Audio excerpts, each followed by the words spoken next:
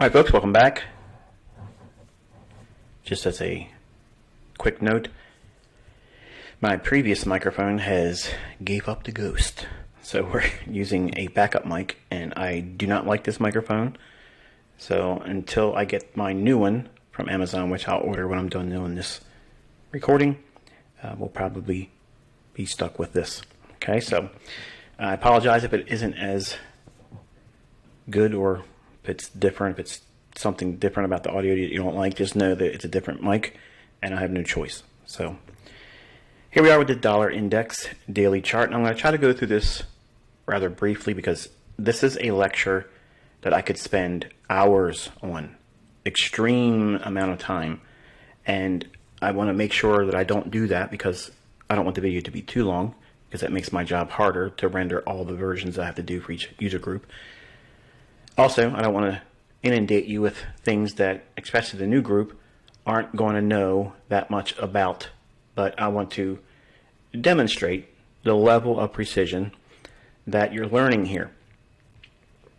Some of you charter members will be learning something also today as it relates to precision-oriented things that you normally would see with model number 5 as a charter member. So just know that we're going to be working with some things here that are not meant for the public.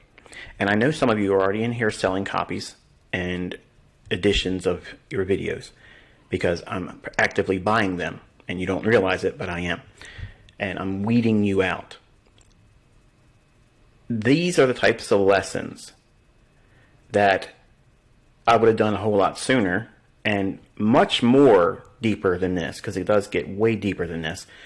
But because of all of the leaks, because of all the really just lack of character and a money grab for the people in here that aren't going to really try to put the work into learning this, because my stuff's in demand, everyone wants it, and they know I'm not taking an mentorship group in, that creates this whole demand. Okay, and I understand things are hard right now in the world, and maybe you're hurting for money. Maybe you lost your job, or you just realize that you could probably make money selling these. The reason why I'm doing a lifetime membership community is because once the door has closed, like it has, I will eventually get everyone. And as they come up with new people wanting to sell things or share, I'm making it available for other people to come in here for free when they rat you out. And I have, at the time of this recording, I've done 112 people. That's how many people have been removed from this mentorship since January of this year. So that's just the ones that I'm aware of. And I have a few of them I'm still working on that are in here leaking and selling. So just know that your user groups are going to split again 2 times this week. It's going to split after tonight's video, because I know that this video is going to get shared, it's going to get sold, it's going to get pushed around.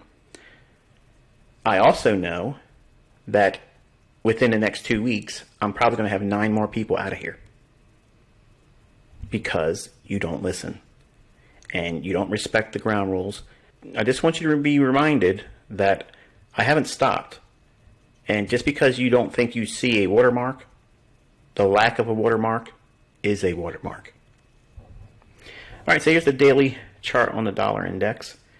As you can see, FOMC today, cent price outside of the fair value gap, even above this old high, even through our fair value gap, and all the way back over to the volume imbalances where we're most likely going to be reaching to.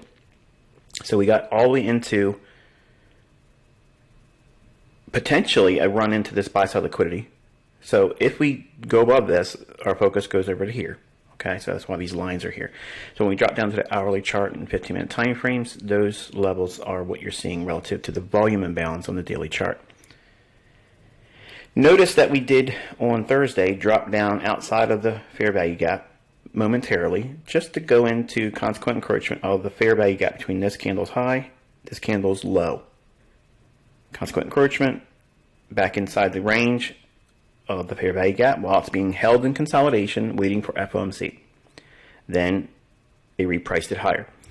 Now, why is it having such a huge run up? Is it specifically what they're saying? Well, I don't personally go into the FOMC statements because the banks are going to do what the banks are going to do, and it doesn't make a difference one way or the other. The only verbiage that was really used in this one today that I had to take a look at just to make sure that I included it here for completeness sake, but I don't go over them for the sake of trying to decipher it because it's already in the marketplace. You can't look at that report as soon as it comes out and start doing calculations and stuff. It doesn't work that way. Okay, and years ago there was all kinds of scammers running these services where they would create green or red. If you want to be a buyer during a news release, it would be a green button. It would flash up on your indicator, and then or if you want to be a short, it would pop up red. And what they were trying to do was decipher what the news was basically saying. The fact that you cannot even get in the marketplace right when the news event occurs at a good level because you're going to get requoted to death or your limit order won't be respected. These moves are so quick and sudden. To think that you are going to get in them right when the report comes out is nonsense. That's why you have to be in the move ahead of time, and hopefully you've made money on Monday, Tuesday, or Wednesday, and you have a small little piece left on.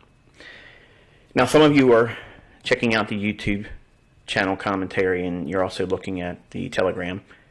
And I'm going to preface it by saying that if you go into the Telegram, just know that you're probably going to see things that's going to frustrate you as a mentorship student because I'm not going to go into great detail there, and I'm actually going against what I'm teaching here in mentorship. Now, let me briefly state what I'm doing here.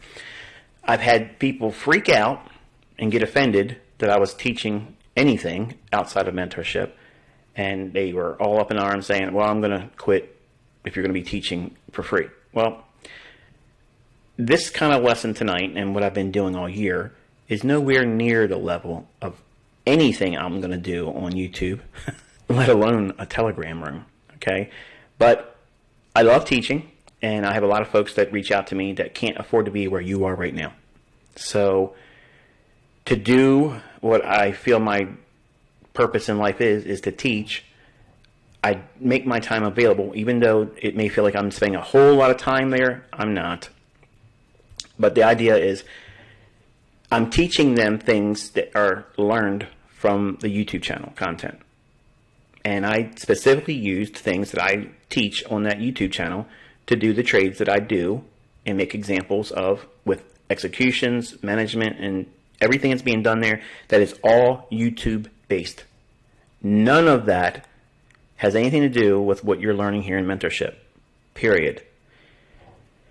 The idea of learning from Telegram, if you are a mentorship student, is probably not good because you're going to see things with better clarity here, and you're going to be asking me questions in email that are really not germane to what you're learning here in mentorship. Now, you're probably thinking, well, you're really doing a disservice to those people in the Telegram. No, I'm not, because what I'm teaching there works.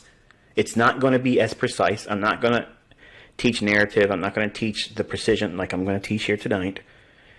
Those things, because they've been passed around, okay, these lessons, videos, and such, they get pushed around. People share them, sell them, whatever, or they're trying to do YouTube videos and channels to try to get ad revenue to make money that way as a side hustle, talking about hindsight moves because they don't know how to do what I'm going to show you tonight. Which I'm making another reminder here. These are the types of lessons that when I see them shared really make me gear down and not want to go deep into the things that I would love to talk and teach in this community. But greed and lack of character and couth by few. Now, you might think 100 and some just for this year is a lot. That's nothing compared to our community. But I'm sure there's probably a larger scale going on because there's lots of different countries in here being represented by the members, and they're probably doing it low-key. But low-key, on a grand scale. And I can tell you already, I've made millionaires, okay, from people selling my coursework over the years. Not just in this mentorship, but people have gotten rich taking my content and just blowing it up and just pushing it and pushing it and pushing it. It's going to be hard for me to make them not want to do it because of respect or just general principle, because they're making money. But ultimately, those types of people have caused me to dial back how much I wanted to teach. Now, I know some of you are going to get all up in arms with this, what I just said, and I've said this in other instances over the last 2-3 years. When piracy has been rampant in this community, I mentioned several times that there's things that I'm just not going to teach now. But you continuously keep learning new things. Tonight's lesson is one of those lessons that if you understand this, with all the things that I teach in this, just the core content, you are going to be able to do things that nobody else can do. It's going to look superhuman. It's going to look ridiculous in the eyes of other people. And I want you to understand this. If you go in and start trading with your live account trying to get this precise, you're going to get banned. Period. You're going to be removed by the broker. And once that starts, you're going to have the burden of having to trade through a relative or a friend. And do you trust your relatives with lots of money if you want to run the account up? Do you trust your friend if you're going to be trading in their name? These are problems that you're going to create for yourself if you try to be Mr. or Mrs. Perfect. They're going to see what you're doing. It's just completely on a different level. And trust me, from experience, they don't tolerate it. Okay? So just know that I've warned you ahead of time. I've explained that these types of things, if you do them in live accounts all the time, trying to be as precise as I'm teaching you, you will not be allowed to participate. Period. So, with that said, let's roll on into the hourly chart. All right, so here is the hourly dollar index, and you can see that we maintain that consolidation in here. And we'll come back to this when it's time to talk about that British pound homework. But we consolidated in here, and then right in this low, we created an optimal trade entry right after midnight. So we have the low, high, optimal trade entry, a smaller one right in here as it returns back in the order block as well. And then obviously FOMC sends it higher. Watch your volume imbalance on the daily chart. That's this right here. On the 15-minute time frame, nothing really to speak of in terms of distinctions between what we've already just mentioned on the hourly chart in here, because it's been held in consolidation ahead of FOMC. Notice the repricing here. Aggressive repricing. If you try to buy into that, you're not going to get filled.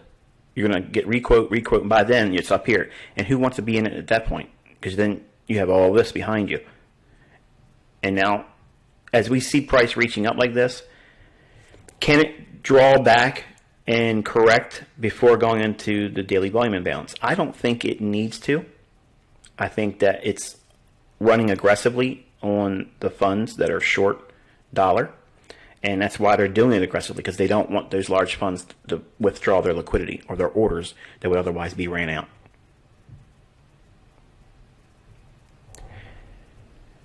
All right, here's the euro dollar daily chart. And originally, earlier in the week and the weekend, we had these lines here for the fair value gap there. We've completely cascaded through that. So now I'm drawing your attention to here, because this is where we might be drawing to on a more intermediate term basis. Notice that we worked inside of this fair value gap in here. I said if we work back up inside here and act as resistance, in other words, it returns back in and acts as a barrier, if you will. Notice the bodies of the candles here. See where they're respecting? The premium high of that fair value gap right there. That's not random. Yes, we have all this price action here, which is the mirror image of that discount fair value gap on the dollar index. But on the euro dollar here, we have a fair value gap high and low, so the discount low, premium high, extending out in time. It trades up into that. See that? That was Thursday. And then we return and close right back down inside that fair value gap right here. And then the volume today was predominantly ahead of FOMC, was inside of that fair value gap. Even though we had a little bit of a wick higher, we have a swing high and then aggressive repricing lower. And it completely smashed through this fair value gap. Now, does that indicate bullishness? Not when it comes through this low, all the way through this, and we're potentially, basically going below this low here. So if we go below here, I don't trust this as an order block. I'm thinking this is where they're going to reach for because it's more obvious. We have the imbalance as well, and then we have sell-side liquidity pool. So this is, in my opinion, a more likely discount array that it's going to pull to. Does it go straight on into it? I don't know. It might need to consolidate, 1-2 days before it does it, and then send it lower. We'll have to see. But ultimately, I think the dollar is going to want to run up into its daily volume imbalance, and that's going to set the pace for what euro does. Euro hourly chart. Here is the 1 hour chart here, and old low runs up into that fair value gap there, comes back down into the daily fair value gap, bounces around in here, trades one more time up into the bearish order block, optimal trade entry, which is a mirror image of what we saw on the dollar index, bullish optimal trade entry, prior to its run up on ahead of FOMC, and then we see the opposite shown here. So again, keep your charts noted here and your focus down here, because as we trade into next week, we'll probably be inside of this range here. And then the 15-minute time frame for euro dollar, nothing doing in terms of any contrast from what we saw on the hourly chart. So this consolidation, optimal trade entry, respecting the premium high, the fair value gap, and then sudden repricing. So again, unless you're positioned ahead of FOMC and holding some kind of a piece and you're on side, you're not going to get these moves. Okay, that's just the way it is. British pound daily chart. Beautiful delivery down into the fair value gap here. Now, I mentioned that if we took out that Friday's low here, as we did, that we would most likely reach down into this here. And initially on Sunday, I was giving you an honest review of what I was looking at in price, because it was ahead of FOMC. I didn't know how we were going to open up on Sunday, and that's always a wild card. But the idea of breaking Friday's low and then sending us down here, that was likely to occur with FOMC. And you can actually hear me talk about that when we spoke on British pound versus US dollar.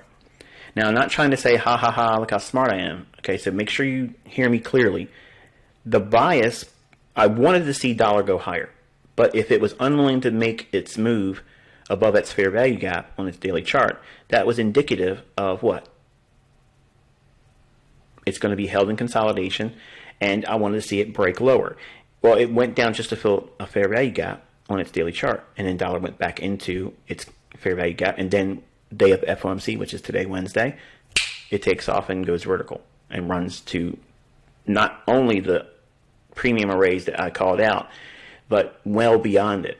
So if we're looking at that in terms of the opposite for cable here, the narrative was focus down here if dollar does go higher. If I was wrong about what I wanted to see in dollar, he just admitted it. Yes, I'm going to get it wrong sometimes, but I want you to see what I executed with this week. I did a one shot, one kill, even going against this analysis. This is where I want to make sure that you understand that I'm not teaching this in Telegram. I'm not teaching it on YouTube. I'm able to go both sides of the marketplace. You saw that in my cable trade. That exit was predominantly linked to this bearish order block right there. Remember the narrative I mentioned before?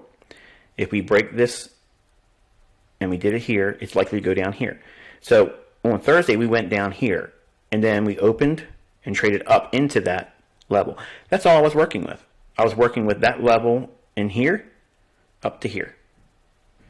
I was buying basically a rejection block deep inside of this old buy-side imbalance.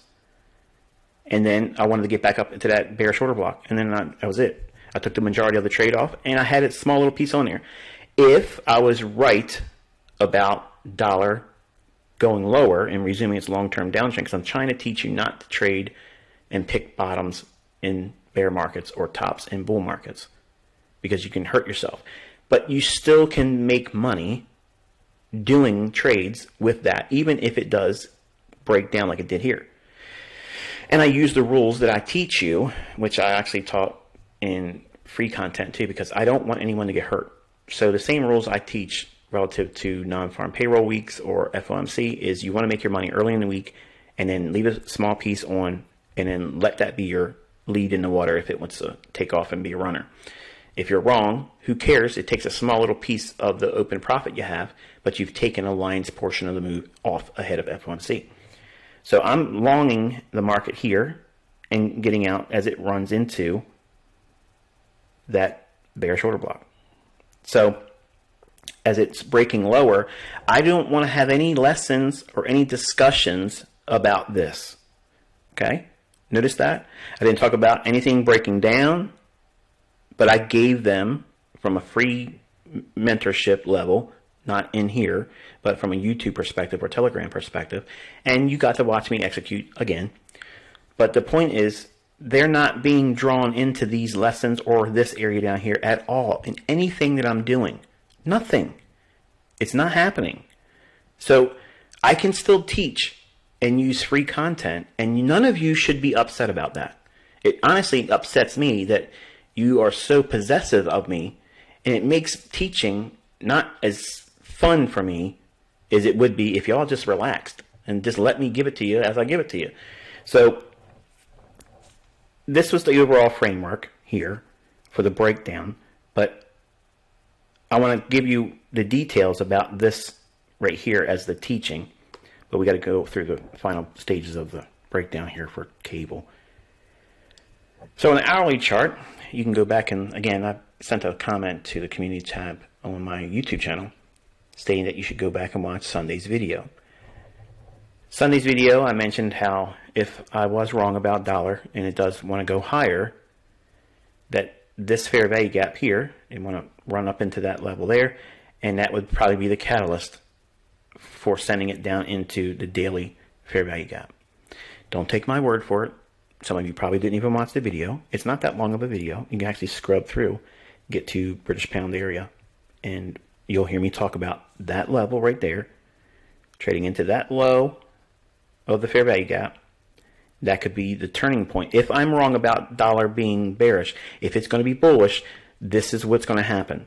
It's going to go to that level there, the low, and then send it down to the daily fair value gap. Well, look what happened today. Here's the fair value gap being tagged to. Here's the low. Did it trade to midpoint? Consequent encroachment? No. Did it close it in? No. Now, your question is going to be, how did I know that? How did I know it wasn't going to fill this fair value gap? Because if I'm wrong, remember what the procedure was? If it was bullish for cable and bearish for dollar, it should go through this ahead of FOMC and then come back down in and find some support. That, I would like to see that fill. But if I'm wrong, I want to see this act as a breakaway gap. Notice this? The logic is this becomes a common gap if it trades bullish ahead of FOMC, like I was mentioning in a commentary on Sunday.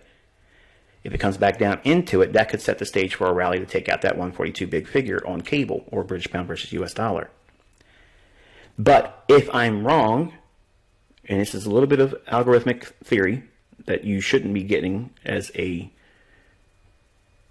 core content student, but I'm trying to teach you there's a distinction from what I do on YouTube and in Telegram versus here. This is master level, okay? It's not even college level. It's master level.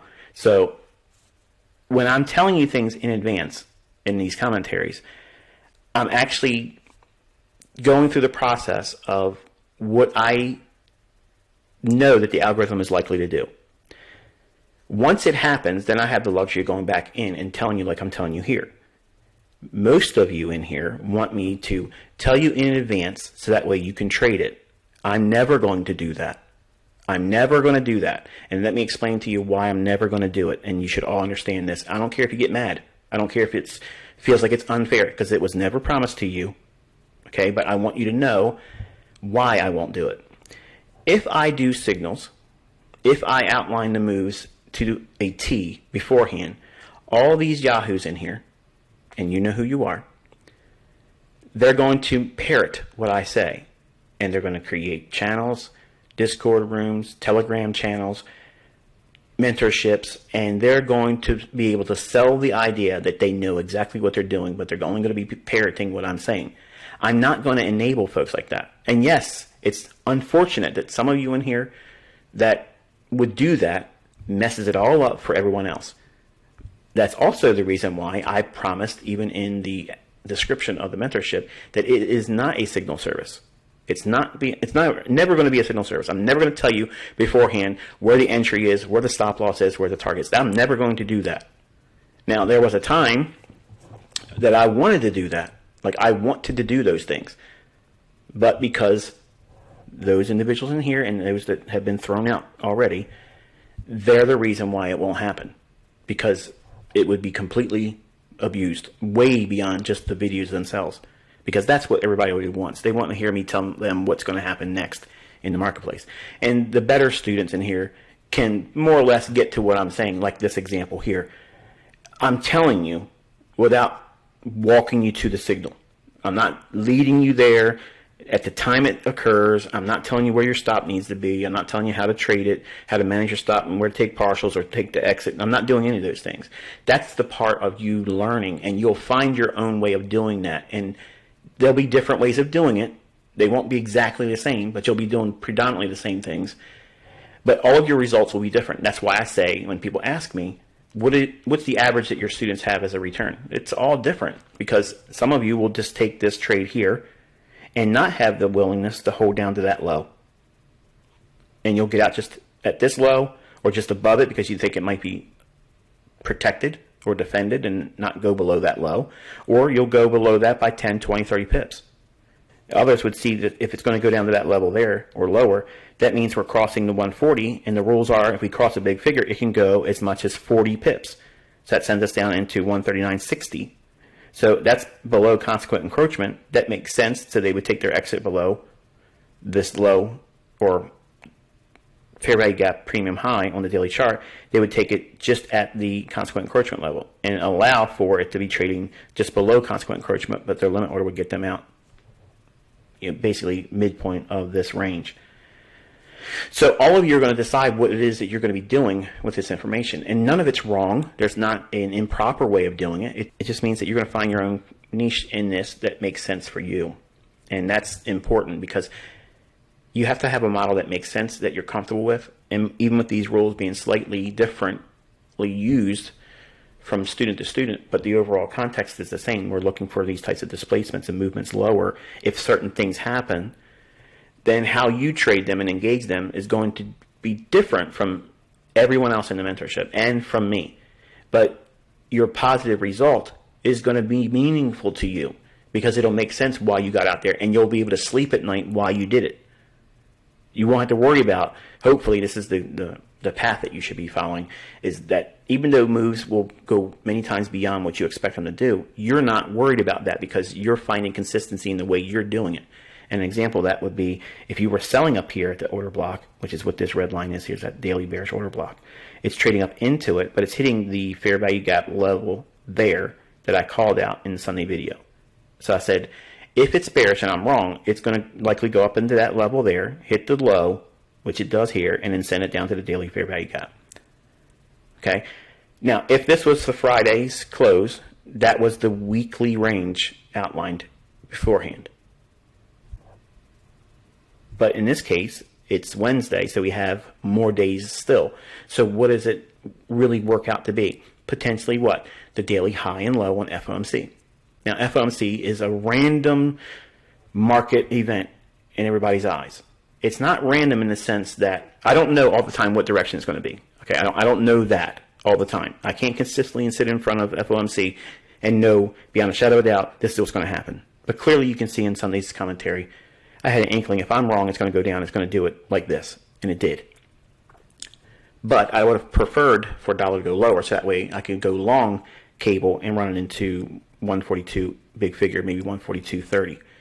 That's what I really wanted to see happen. But if I'm wrong, I'll know why I'm wrong, and if there's something to do on the opposite side or how I would view it, I'm going to share that with you. I admitted openly on Sunday that it's going to sound like plan A, plan B, but I needed to know what it was going to do technically from Sunday's opening and how we worked price, and then as we went into non-farm payroll, you saw on Tuesday I was trading long cable or British pound up into that bearish order block. So I'm exiting right in here. Even though I had a level outline saying I wanted to see it go above the previous highs, I don't want to draw attention to these types of events here. Like, I don't want to do that. Believe me, I wanted so badly to get out there and go short and just ride this thing down through FOMC. I really wanted to do that.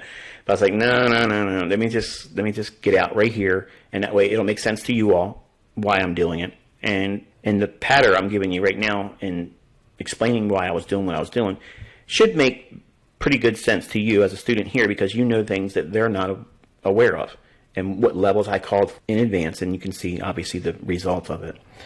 Now, did I go short? Did I trade this? No. I don't need to trade it. You knew about it on Sunday. The details are here. Did it deliver as I outlined if it was bearish? Yes. Do you need me to be in a live trade for you to learn from this example? No. Do you need me to be in a paper trade to learn from this example? No. The logic and processes is what you're here for. Learning this is why you're here. So keep that focus. I can do these things, but it's not necessary for me to do these things for you to learn. Okay, that's kind of like what I'm getting at. Because we're going to slowly be working into teaching so much that I'm not going to be spending that much time on future moves or analysis. And some of you are going to be belly aching me. Hey, can you talk about what's likely to happen in this market? Or can you talk about this and can you talk about that? I need to get through the teachings. Okay, and then once we get through that, then our community can be about all that stuff, because my time will be freed up and I can talk a little bit more about those things in the forum, and I don't need to do videos to do it. All right, 15-minute time frame. Remember, this was supposed to be a brief video, right? Every time I say it, it always makes it a longer video. So we can see here on FOMC Wednesday, I went long in here, right here on this candle. You can see that on the video in my Telegram channel. And what I was doing was, just so you guys know right away, I was watching the dollar index on the right-hand side of the chart, because I had the chart split. I had cable on the left and dollar on the right, and I was watching dollar run up into its old high as this was trading down. I wanted to buy it right when it hit this candle's low, because you understand what that is. That's institutional order flow entry drill. But I realized that I was going to be sharing this with Telegram, so I had to wait, and I purposely waited for it to come off that low there. Once it come back up a little bit, then I bought it. Because why? I'm not trying to teach institutional order flow entry drill. Now, is it commonly referred to by people that have seen leaked videos? Yes, but by itself, it's like an order block. Everybody thinks a down closed candle is a bullish order block. It's not. You have to be trained by me. You have to understand narrative. There's a lot of things that have to be around an order block for it to be a real order block. And it's not the candle itself, it's the change in the state of delivery. That's what's occurring there. And that's what's not been taught on YouTube. And that will not be taught on YouTube. So anyway, I went along on this candle here, and I bailed right in here. But it was based on this bearish order block from the daily chart. You all know in the video, and you can see it, and you know the logic of running out this old high. Even though I had it in the chart, I didn't execute there. And I waited for this thing to pop through. While I was in the Telegram chatting this morning, it ran through that, and I was wanting so badly to get short. I was like, no, let me just let it go. But you know all the things I'm teaching you here. You understand if it hit that level, it's going to go down there and deliver on FOMC. And here we have it.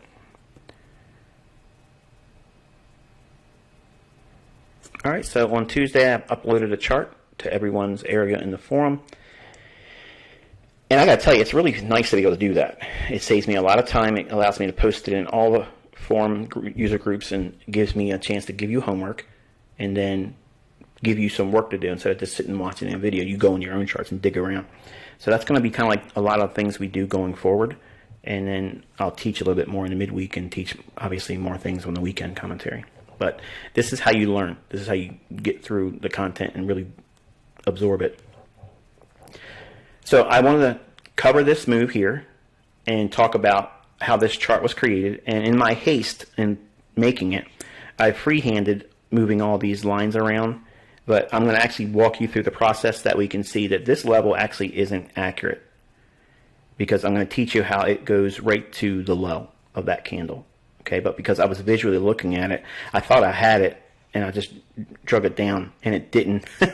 It didn't match up. It says here 3, 4, and 6 pipettes, when it's 3, 4, and 4 pipettes is the low there. Okay, trust me, when you walk through this process, you're going to see that actual low with this. Okay, I'm going to show you how to do it. That way you know exactly what the daily low is. Now, that same level here is that daily bearish order block. So the premise is what? It's consolidating, and then it rallies up. Okay? So what we're seeing here is this is the Asian range, and we're taking the Asian range from the bodies, high and low, and we're using the highest high in the bodies, not the wicks. Okay, that's what I'm focusing on, just the bodies here. Okay, so I'm identifying the highest body and the lowest body here. And then what I did was I split that range in half and draw it through here. Now, right away, does that sound like Chris Laurie's approach to using the Asian range? Clearly not. Okay, he has no idea what this is about. I wouldn't even know what to do with it. And honestly, sometimes I wish I never would have taught it. If I'm being completely honest with you, I wish I never would have taught this. I wish I never would have even mentioned I even knew it, because I know this lesson is going to be abused. I know it's going to be abused, and I know I shouldn't be teaching it because I know it's going to be spread everywhere. But just be reminded, this is the reason why I have said I'm only going to go so far. Okay, and when we're done this year, that's it. But even if you just apply this, this is superhuman level precision. There isn't a man or a woman on the planet that ever would have known about this had I not mentioned it. Okay? So I want you to know that. I counsel, okay, I educate people that you're never going to have seen on a YouTube channel. Okay? You're not going to have mentorship groups. Okay? They're not going to have academies. Okay, these people are in fields that they're not supposed to be seen. They're not supposed to be referred to. Okay, so that way we know who and what I'm talking about here. It's the they. This approach here is scientific. The guys from Goldman Sachs will laugh and say, it's not technical science, when it really is. Because they believe in supply and demand, buying and selling pressure, when that's not what goes on. And I want to remind you of that, okay? The idea that Goldman Sachs, UBS traders, Citi traders, all these folks out there, you think that they're the smart money. They're not. They're just the well-funded and well-financed traders, which have impeccable risk management protocols. That's why they are profitable.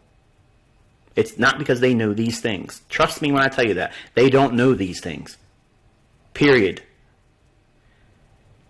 The interbank level traders, they use things even more precise than this. Okay? I know things that I'm never going to divulge to you because I'm not permitted to. So what I had to do was I had to break down the things that I know about what the algorithm does and what it doesn't do, and find ways to be able to communicate that as close as I possibly can without breaking the NDA. Okay, so some of you may be questioning, well, aren't you one of those sleaze bags that you complain about that's leaking your content? No.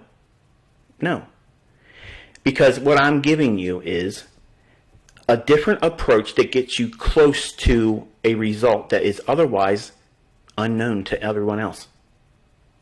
I'm giving you a science to a result that will give you enough of this type of event. If you look for it once a week and you get it, stop.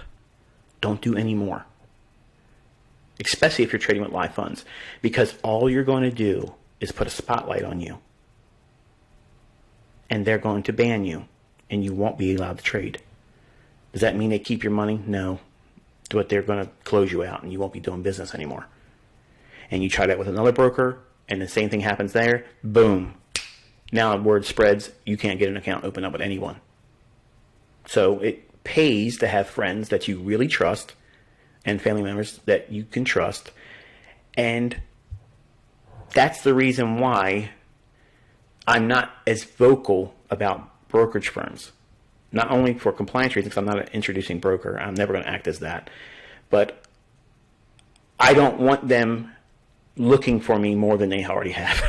Okay? So just know that there's always a way around it. If you find yourself, banned by a broker, there's ways to do it. Like you can get a friend and start a partnership.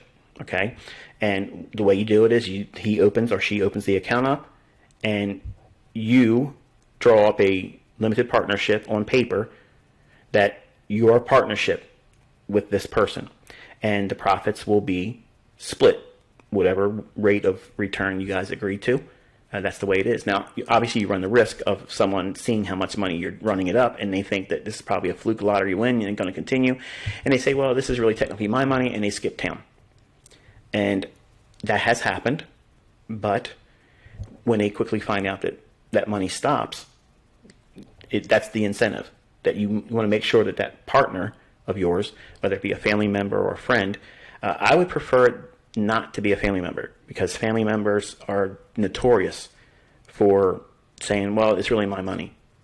Friends tend to have a deeper rooted relationship if you have a strong friendship. And if you can build that friendship even stronger by having their net worth increase with your partnership with them, you can beat all of the broker bans. Okay, and there ain't nothing anybody can do. They can't prove it unless you say, yeah, I'm giving that guy the insight about trading the market, and they're just taking the trades. There's nothing anybody can do about it. Okay, so there's always a way around those types of things. But just know, if you start using this in live trading and you start beating the brakes off of the market, do not try to be a phenom. The only thing you're going to do is make your life harder in this industry. The worst thing you could do is be that crackerjack, that ace, that Mr. Perfect, okay, that Miss Thing that does everything right. You have to lose sometimes, folks. You have to throw it sometimes. You have to do things that don't make any sense. You got to go in there and buy when you really should have been selling, and let the move run against your supposed mistake. That really throws off brokers that are watching you, because then when you have these fluke runs where it pops off and you boom, boom, boom, you get these huge big runs, go in there and try to draw your account down by 7% or so. Not in one clip, but do it. And it doesn't make sense hearing that, okay? Especially the new folks in here. They're like, what? I would never do. Well, if you start having this level of precision, stick around long enough and they will be showing you the door. They're going to make it hard for you. They'll start doing requotes. You won't get your fills. Believe me, I know this, okay? That's how they do it. But as soon as you start playing he gets lucky once in a while, or she gets lucky once in a while, but she throws it more times. When the nice moves come, throw them. There's a lot of easy bread and butter setups that you can make all month long making money. And if you show that track record to somebody else, it's still profitable. But you are here wanting to have 90% ICT level precision with the highest high and the lowest low. And I'm telling you, they're not going to let you do that and not stay in the game. It's not going to happen like that. So it's a give and take. You take when it's the best for you, but when it's good and you know it's something you can just live without, let it go. Trade against that position, put a small loss in, let it take your stop out, and then go about your business. It doesn't feel fun. It doesn't feel like that's the thing you should be doing. It's not why you got into this business. But that's how you stay in the business at a large level. And not one brokerage firm and one account. If you can, try to have another account open, because if you see them working against you, and they will do this, and there's nothing you can do about it, folks. They're going to blame it on liquidity. They're going to blame it on whatever. You'll know that they are watching you when you start getting requoted like crazy when you're buying in a down candle and it's requoting, requoting. They know what you're doing, and they're watching you, and they are trying to mess you up enough where you don't get that fill, or you do what? I'm changing brokers. This broker's, not working with me. So guess what? You did them a favor. You're getting out of their brokerage firm. And now some of you are going to say, well, you make it sound like the broker, wants you to lose. No, the broker doesn't care if you lose. But they don't want to be on the opposite end, because if they can't pair you up with a trader in their own pool of liquidity, because there's a lot of brokers that act like that. They're not always piping you out there into the interbank where you can find another counterparty. Many times you're working with their in-house liquidity pool. And if they can't find a counterparty to you, they take that other side of that trade. Do they want to be constantly losing to you? No. Think about it. That's the stuff that nobody knows about. They don't hear about, and that's what goes on. It's not fun. It's not glamorous. It doesn't make you want to be a trader. If you start hearing about it right from Jump Street, when you're starting to learn how to trade, you hear these types of things. You're like, man, I'm not doing this. Yeah, if you're a retail trader and you don't know what you're doing, then yeah, it's easy to tuck yourself out of this industry. But when you see the things I'm going to show you tonight, it just makes it more incentivized to just say, okay, I'll deal with the crap once in a while, because it pays to deal with the crap once in a while. There's going to be some adversities. There's going to be things that don't work out for you. But trust me, it's well worth it. So we have the Asian range defined here with the lowest body and the highest body. And I just accented it with thick lines here to draw that that's the range we're working with. And I split the range in half using a fib, drawing it from the highest body to the lowest body. And by doing that, I give the exact 50% level on the fib. Once I know that value, which is here, 1.41076, okay, that's what I'm using. If you do this on your own chart using Forex.com's feed on the 15th of June, okay, or actually it's technically the 14th because we're in the data for the 14th. If you do that here on a 5-minute chart, it's important it's 5 minutes only, not 15, 5 minutes. Why 5 minutes, Michael? Because that's what the algorithm will use. Okay?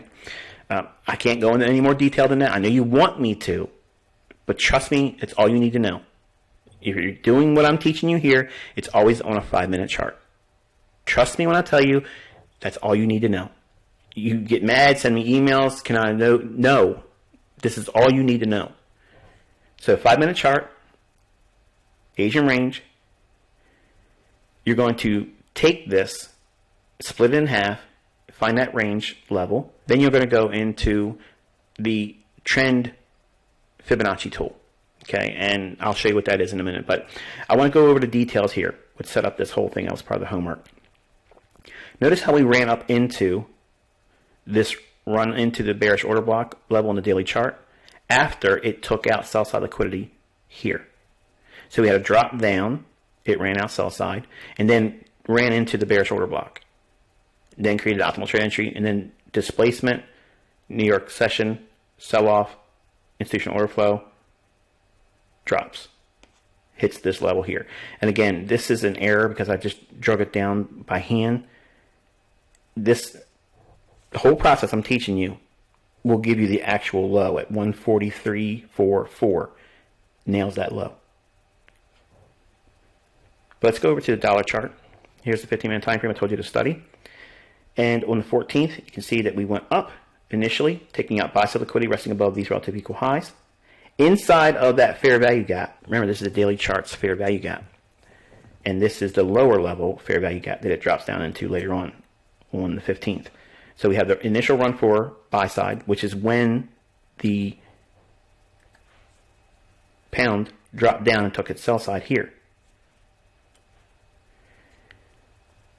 Then it drops down and takes out this sell side liquidity.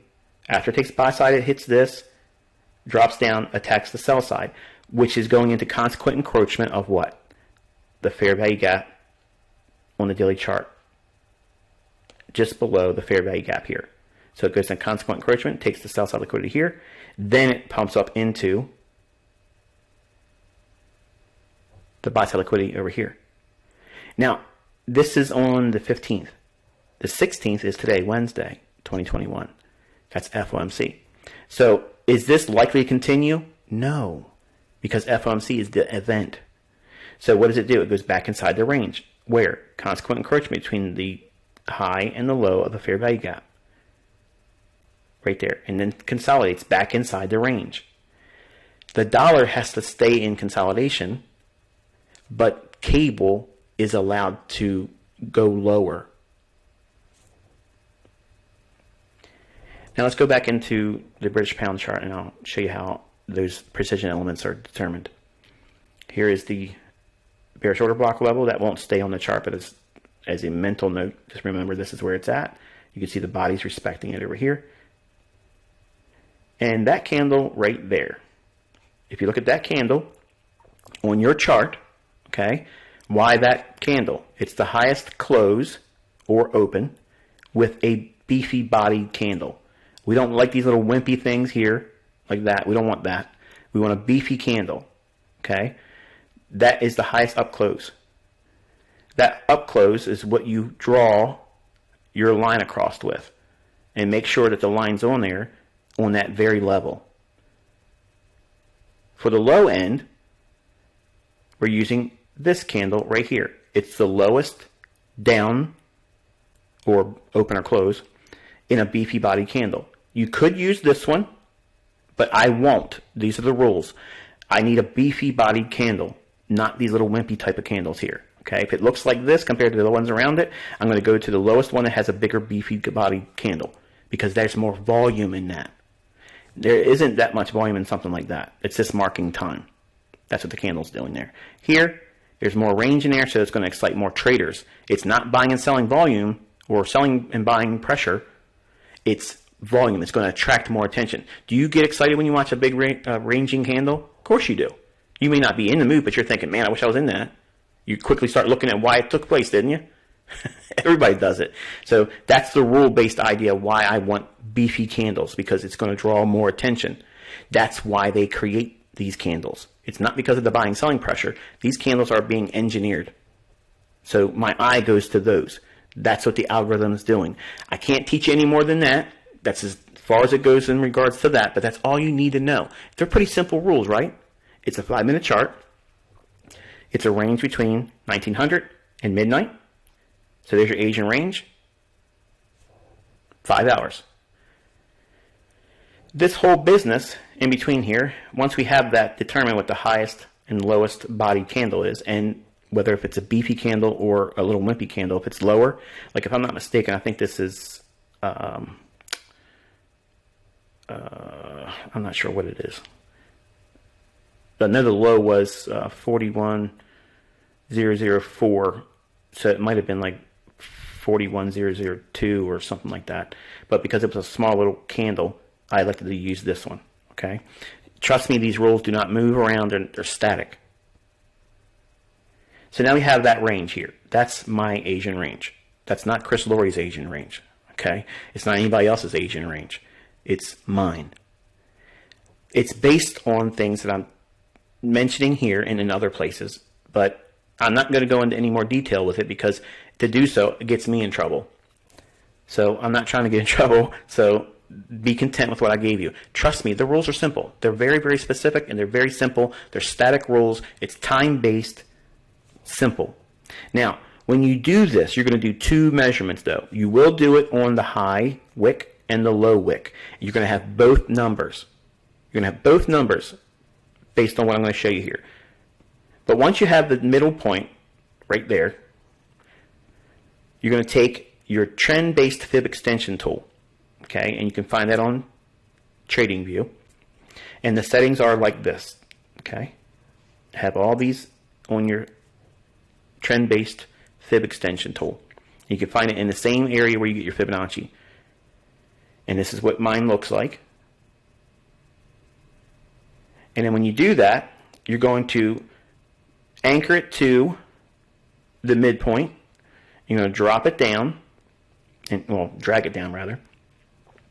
And this is where you see where I made the mistake at, okay? Because I was showing you 41076, when in reality it's 41077, and you'll see this when you actually do the numbers between this candle and this candle. So this is actually calibrated correctly, and this is what caused that number to be off in the previous slides. But this is exactly what you're supposed to be doing. This is the rules, and you'll get the actual low, as you can see here, at 143, 4, and 4. You'll see that that is the actual. So what you're doing is you're taking the trend-based Fibonacci tool, and you're anchoring it to that 141077 level, which is the exact middle point if you lay your Fibonacci on this and this. So you're getting the midpoint or equilibrium price point inside of the Asian range. Once you do that, you're going to drag the trend-based Fibonacci tool down all the way past the low. And you're lining it up with that low closing price, which is 1.41004. And you keep dragging it down until it does that. And then once you let go of it, when you start moving your mouse back up, you'll get this second line. And you're going to match that up with the same level here at 1.41077. And you can calibrate it by simply doing the settings and making sure that the line parameters for, or the coordinates rather, is the high is 1.41077 for 2 of them, and the low will be 1.40930. And you're dragging it down. You don't know what this number is going to be until the midpoint 50 level shows a match of that range there. Now right away, stop and think for a second. Does this sound like something that you would have found in any other book or Fibonacci? Because it's not there. Okay? It's not there, folks. I want you to think about all of the possible scenarios that could have lent to me doing this discovery here. It's mind-boggling. But the reason why I'm doing it this way is because it gives you the splits, okay, or the 50 levels of this range here. That's why I'm anchoring it here. And I don't have 50 levels in this tool. Now, if you do 50 levels in the Fibonacci settings, like if you do like 2, then 2.5, and 3, and 3.5, then you simply just add it to this level here, to here, and then draw the second one back up like it is on the 50 level. You would only need to do it on this point here and here. But because I know how to do this, I want you to know why I was doing the chart and showing the chart the way I did it. This is how I create it. And this is how I can get the midpoints between all of these standard deviations. Okay, so it's a midpoint standard deviation of this full range from high to low. Now, I know some of you new folks that just came in here at 2021 group, your head is spinning right now. You're like, what the hell is going on right now? Like, what is he doing? Like, it feels like trigonometry and calculus, doesn't it? Trust me, once you do this a few times and practice on old charts and things, you're going to flip out, okay, because it's just beautiful.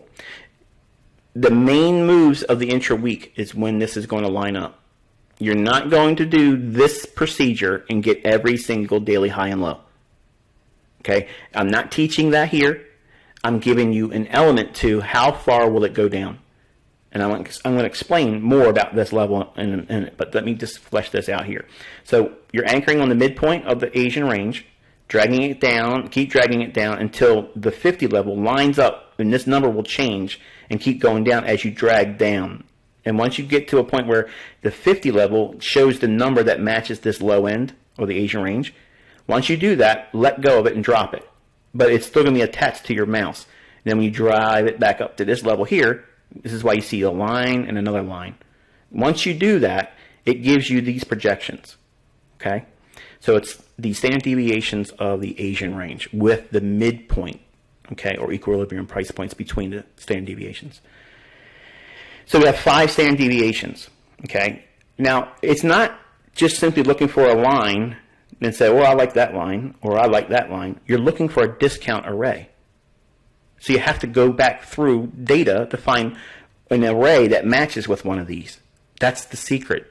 Okay, you have to be able to match it up with something that would make logical sense for the algorithm to reach down to. It's not just simply, oh, it went down to this one because, last time it went down there, my elbow itched, and therefore I'm going to use that every time. Now, if that's your model and that's what you want to do, go right ahead, but that's not logic. That's just, well, it's nonsense, let's be fair.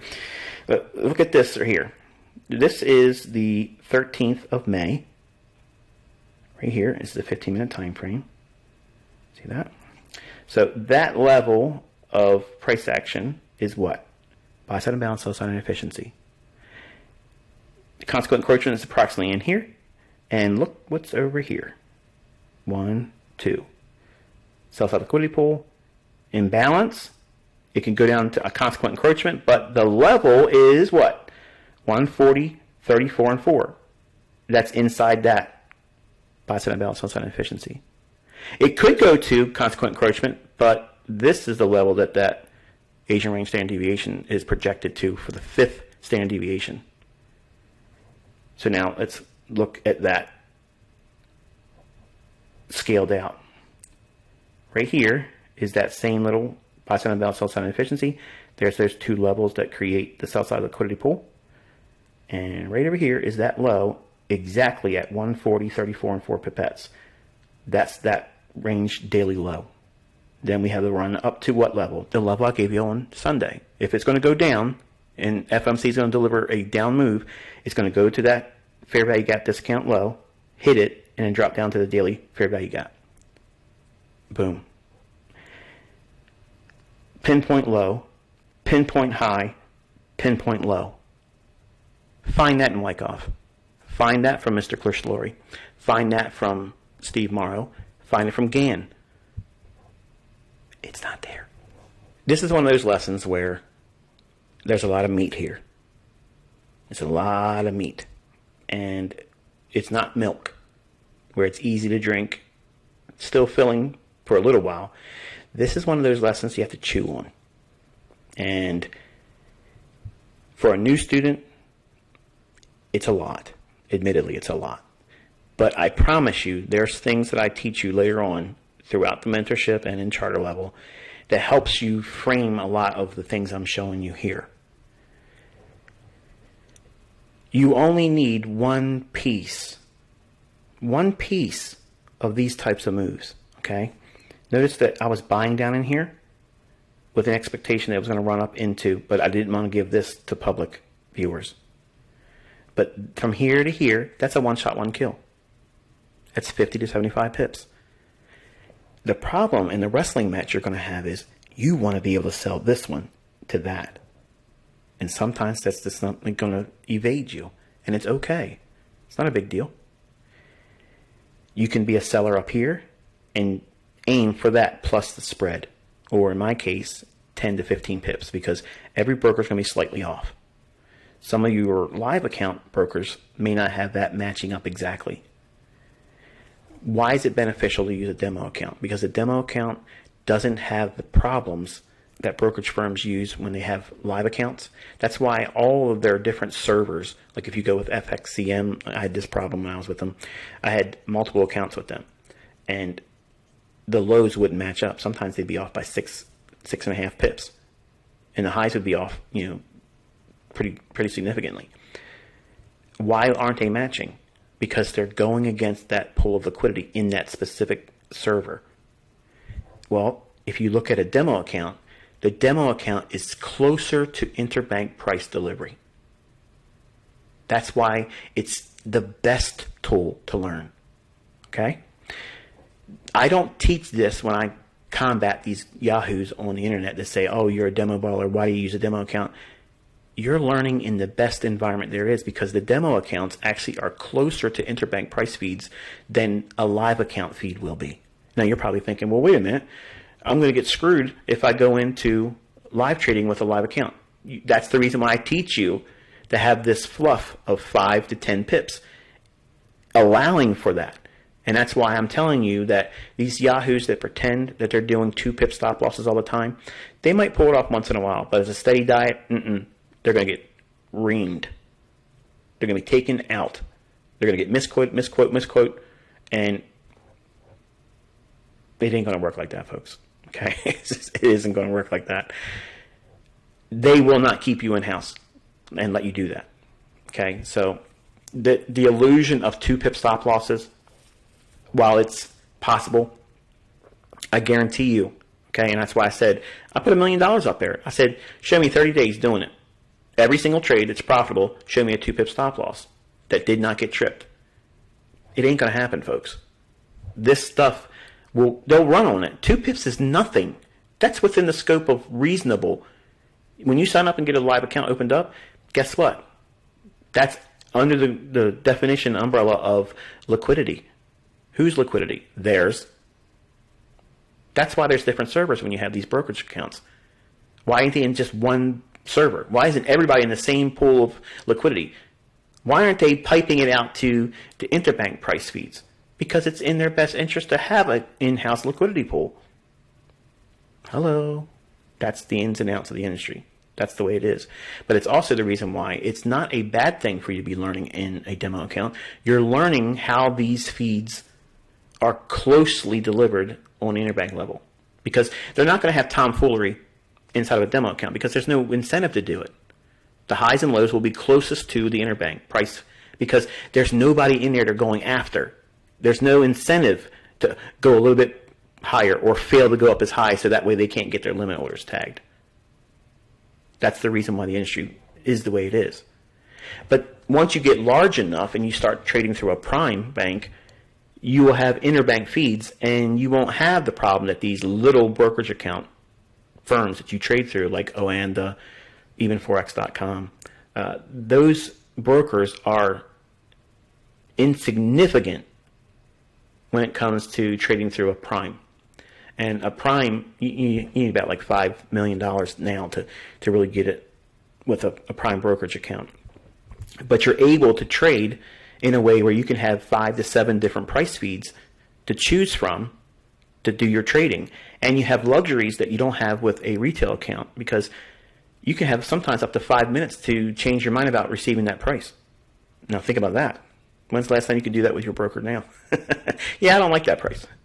Come on now. So they can work with you and give you a different price, because you're out there in the interbank. You're dealing with real deals. You're dealing with real trades, not an in-house brokerage firm matching you up with someone else that wants to take that trade, or they have to take the other side of the trade and provide the liquidity. That is not what you want to do. Can you make money in that environment? Yes, but you want to try to do your best to grow up and out of that and leave retail brokerage firms and work to a level where you can get to about $5 million, $7 million, and then you can start trading through a prime brokerage account. And I will cover those things before we complete all the lessons this year. I know charter members are probably saying, oh yeah, but you got plenty of time before that happens. Right now, just know that the things you're learning, they're for a purpose that is best suited for your development and for your edification. They're not restrictions. They're not limitations that hold you back. They're actually tools that are very valuable for you. And if you remove all these stigmas around, oh, it's this demo, these guys that talk like that, they're never profitable. They're not even profitable traders. They just want to sling mud because they believe somebody they're worshiping is making real money with trades that they never really take because they're spending other people's money. So hopefully this has opened your eyes up to the level of precision that is available with what I'm teaching you here. And it gives you a little bit more detail about things in regards to standard deviations and daily highs and lows. And it builds on that as you go through the mentorship. And I have more lessons. Obviously, I haven't even talked to the charter members that are charter member now that will also amplify things like this. But just know that you are in the right place. And even if I just stopped at this level, you are learning things that's way beyond anybody else out there. Trust me. Okay? There ain't nothing like this on the planet. There ain't no books, no authors, no teachers, no educators, no ex-banker this guy, no ex-banker that girl. None of that stuff exists. You can't find this anywhere. Now you're learning it. Here's what's going to happen. The yahoos in here that are trying to make their bread and butter money, slinging my videos around, they're going to give it to somebody, and then that same person's going to be selling it to their 50, 60 different people for $10 or $15 a month. And then they're doing the same thing, and it starts spreading all over the place. Okay? And then what happens is this Tom, Dick, or Harry goes over to YouTube and says, I'm going to teach you institutional standard deviations. And this is what the banks do. And this is this and that. I'm going to tell you right now, the banks don't do this. This is very, very close to what is implemented to get these levels that I know from an alternative way of doing it. But I can't get in trouble teaching this. And sometimes you're off by 3 pips. That's reasonable in my mind, because nothing else delivers that. Nothing else delivers that. So I will see it, obviously, because people see stuff and they say, hey, look at this person over here on YouTube teaching this and stuff. And just know that every single time I see that, another chunk of something else that I was wanting to teach and planning on teaching falls off. So just know that what you're learning here might be making you money selling the videos, but it's also reducing every single time, because I'm talking to you that are doing it right now. You know who you are, and you're looking at the money you're making from it, and you're thinking, man, he ain't ever going to catch me. Oh, I know. I know where you're at. You're in a group that starts with 401B. You're in 501C. You're in 201A. You're in 801C. You're in group 101D.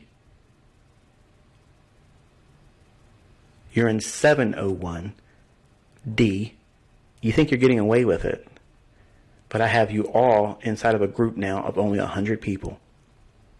How long do you think it's going to take me to get you out of 100 people? TikTok.